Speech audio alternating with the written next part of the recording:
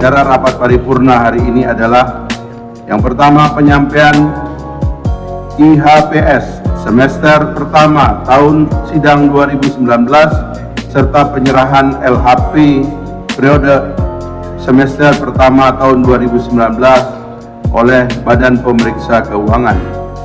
Yang kedua, pembicaraan tingkat kedua, pengambilan keputusan terhadap rancangan undang-undang tentang perubahan kedua atas Undang-Undang Nomor 30 Tahun 2002 tentang Komisi Pemberantasan Tindak Pidana Korupsi.